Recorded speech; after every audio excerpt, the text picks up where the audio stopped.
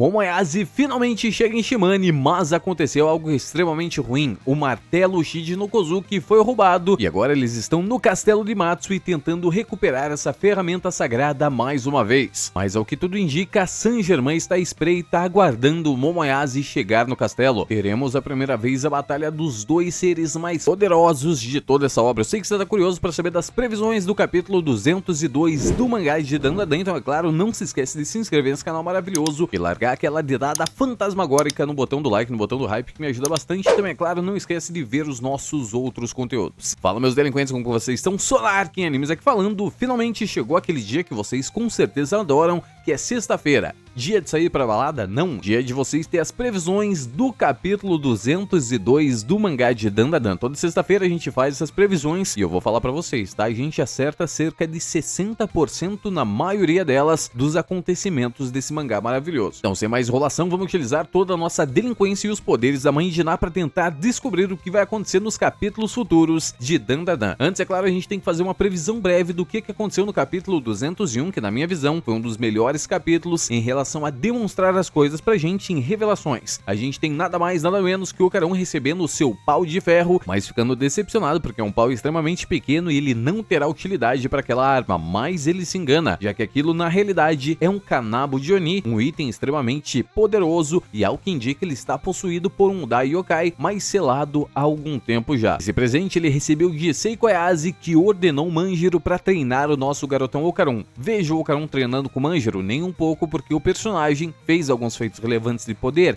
mas somente lutando em conjunto contra o Mal-Olhado. Depois a gente não viu absolutamente nada relacionado a ele, somente ele sempre desviando objetos que tentam atingir o rosto de Seiko Ayase. Para finalizar essa questão do treinamento do Manjiro, acredito eu que ele vai passar um treinamento padrão de energia, algum treinamento sobre combate corpo a corpo, ensinar o Ocaron a se defender e a realmente lutar, e o restante vai ser só entre o Ocaron e o pau amaldiçoado que ele possui. A gente segue os capítulos com mais algumas revelações extremamente interessantes, mas a maioria delas é só para vender Dandadan da Izukan. Mais um trecho desse capítulo que revela algo extremamente misterioso, é que alguém por trás das sombras está conduzindo uma guerra por conquista de poderes, não se importando com quem vença a batalha, desde que ele tenha todos os poderes necessários. Se a gente for ver pela silhueta desse indivíduo miserável, dá pra identificar que ele não é ninguém que a gente conhece. E vai por mim, já utilizei toda a minha delinquência e poderes da Mãe Diná pra verificar se eu identificava quem é esse indivíduo e não fazemos a menor ideia. Parece que a lavagem cerebral do Sanjomi foi aplicada em nós. Talvez seja o Sanjomi, talvez seja Nurari Rion, ou talvez não seja absolutamente ninguém. É realmente muito complicado tentar identificar esse personagem por pouquíssimas informações que a gente tem desde o início do capítulo.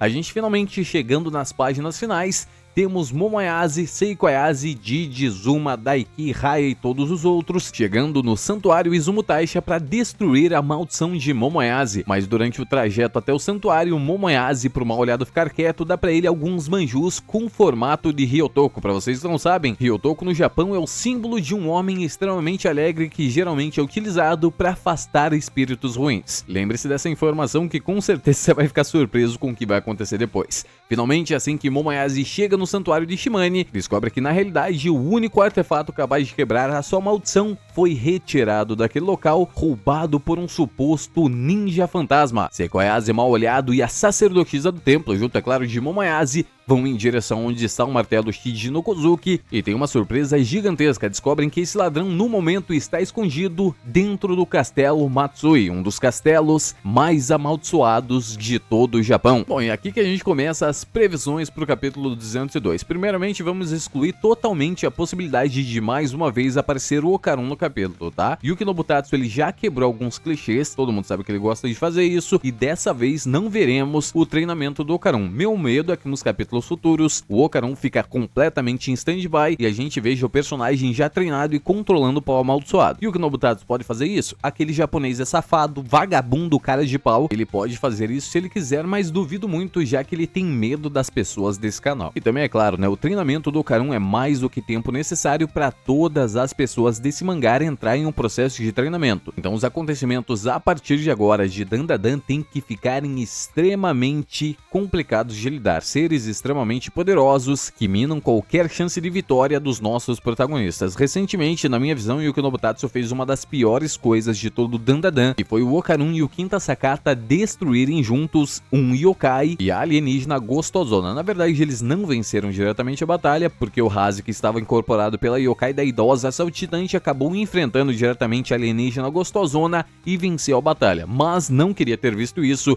Nós precisamos que os personagens de Dandadan sejam massacrados para justificar um processo de treinamento, até porque até agora não vimos eles perderem nenhuma batalha, a não ser, é claro, pelos alienígenas da raça Kur, mas depois apareceu Reiko Kashima salvando todos eles. Então eu espero que os acontecimentos de Dandadan fiquem extremamente ruins para justificar períodos de treinamento e não só o motivo do Okarun estar sem os seus poderes. Vamos ser sinceros, né? Pode ser um arco extremamente longo esse arco de treinamento, porque precisamos de obras com mais capítulos e tudo tá ficando extremamente curto, exatamente igual o pau do nosso garotão Okarun. Mas ao que tudo indica, sim, está se fechando para ter treinamentos separados entre os personagens, então isso é muito bom. Concluindo essa parte, então nos próximos capítulos não veremos Okarun, muito menos Rin-Ara, Yukishiro e nosso queridíssimo Quinta Sakata, que eu tenho vontade de matar a cada 10 segundos que ele tá em tela. Então resta apenas uma única alternativa para se seguir dentro desse capítulo maravilhoso, começando já com seu primeiro painel, mostrando mais uma vez o grande Castelo Matsu e todos os personagens comentando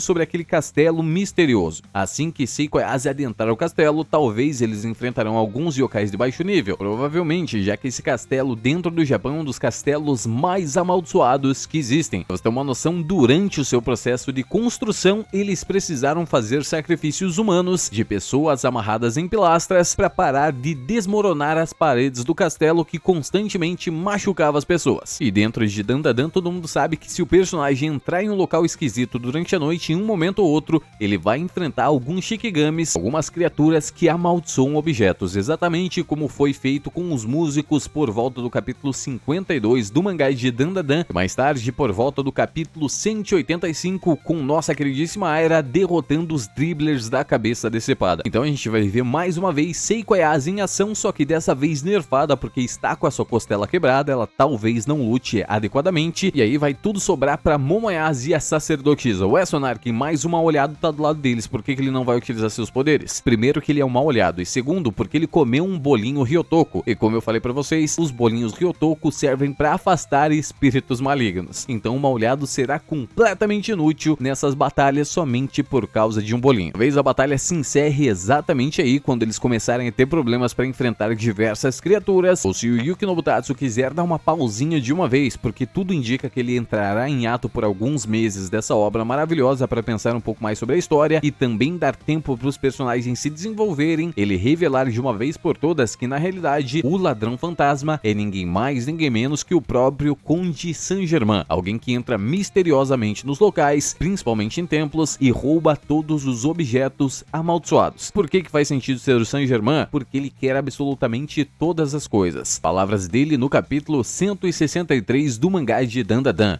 Eu desejo conhecer todos os mistérios presentes aqui neste mundo. Quero ter todos os OVNIs e objetos encantados e artefatos sagrados que existam por aí. Até mesmo o poder dos espíritos serão meu. Afinal de contas, sou um colecionador dessas coisas paranormais. Além disso, se você tivesse que escolher que há algo capaz de superar a importância de qualquer outra peculiaridade, você ouviu algo sobre Dandadan? E essas são as palavras do Conde Saint-Germain assim que ele esfaqueou o mini Lulinha e roubou todos os seus poderes, finalizando pra gente o arco do baú amaldiçoado. E aí que entra uma questão, tá? Não era palavras do Conde Saint-Germain isso que a gente ouviu. Infelizmente, mais uma vez fomos enganados por ninguém mais, ninguém menos que Sanjomi, que quer roubar absolutamente tudo e possuir todas as coisas. Palavras que antes ele disse como professor ao nosso queridíssimo Okarun quando questionou ele e tentou derrotar ele numa batalha de conhecimento. Aí temos algumas possibilidades de como vai se encerrar esse capítulo. Nossa queridíssima Momoyase quase tendo dificuldade para enfrentar esses yokais, já que ela estará lutando praticamente sozinha, e o capítulo se encerrar exatamente aí com essa dificuldade, mostrando pra gente uma silhueta misteriosa no final do castelo. Talvez teremos uma quebra de expectativa, exatamente como foi com o Paulo do Caron, com o nosso queridíssimo Yuki Nobutatsu, revelando de uma vez por todas que na realidade o ladrão fantasma é ninguém mais, ninguém menos que o Saint-Germain. Ele já utilizaram o martelo Shiji no Kozuki para quebrar a maldição de Momoyase, mas com um único preço: Momoyase terá que ir a algum lugar com ele. E como Momoyase ainda tem que quebrar a maldição do Raid Daiki, provavelmente eles irão aceitar e não terão muitas escolhas, né? Até porque o personagem indica ser extremamente poderoso. Momoyase irá sumir por um tempinho. Mas, Onarken, por que você acha que Saint-Germain tá querendo a Momoyase? É simples, os poderes de aura dela consegue controlar a essência de um yokai. Então, se o Saint-Germain está sendo possuído pelo Nurarihyon, no caso Sanjomi,